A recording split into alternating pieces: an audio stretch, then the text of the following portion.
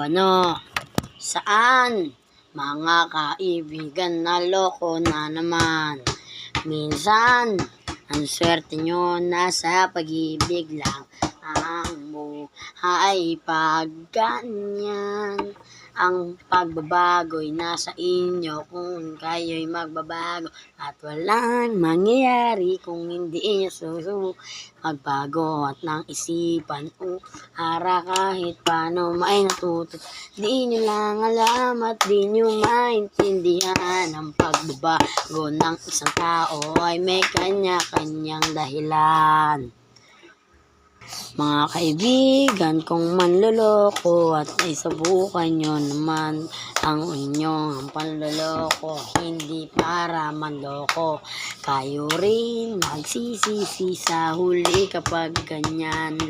Wala ring mangyayari pag ganyan lang ang natututunan.